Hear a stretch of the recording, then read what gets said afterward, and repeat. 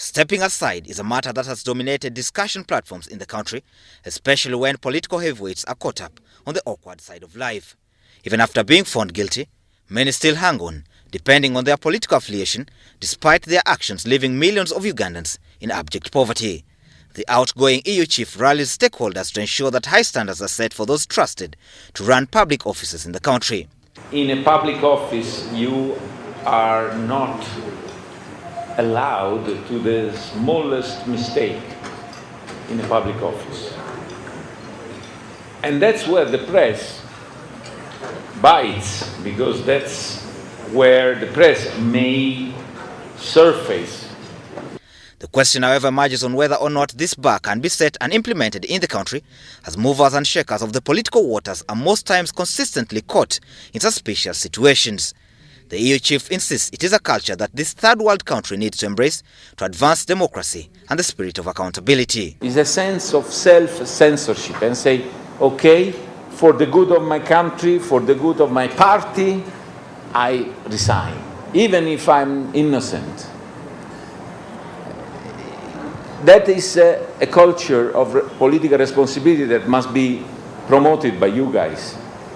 Ridolfi, who has on a number of occasions thanked the state with his comments on corruption, however says experiences from the developed world should be embraced to better the status quo. Witch-hunting reaction of politicians is throughout the world.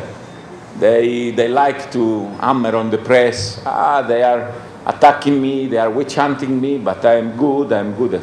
You have to play the game. With a few days to the debate on the financial mayhem in the office of the Prime Minister around the corner, Ridolfi says it is a litmus test for the country. When a political responsibility is proved, I think you will have in the coming weeks a debate in Parliament on the report of the Public Account Committee on the OPM. So that is the moment of the truth, where if there are political responsibilities, they will be politically motivated or challenged. He as well weighs in on the discussion regarding the relationship between the opinion trends of individual legislators and their party lines that has created political deadlock, with the matter currently the subject of arbitration at the Constitutional Court. On accountability, you should, and on corruption, on individual cases of corruption, you should not respect party line. You should vote according to conscience. So that's a culture that must grow. With just a few weeks after the mayhem that saw the Deputy Speaker Jacob Olanya booed and openly disrespected from Parliament by legislators, he urges for the need to appreciate the different opinion. It also emerges that the press has a critical role in holding the legislature accountable by ensuring a balanced and accurate reporting on proceedings in the August House with a focus on verification and impartiality.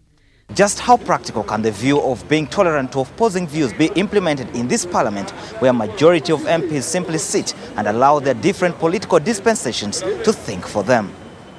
The ambassador says the reappointment of Benjamin Odoki as Chief Justice is not a problem if there is no candidate to match up to his stature in the opinion of the President, as the outrage about the decision continues to grow, with Attorney General Peter Nyombe suspended from the Uganda Law Society over his advice in regard to this matter.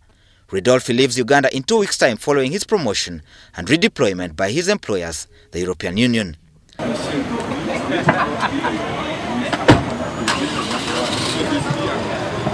Sabit Joseph, Double Television, Parliament.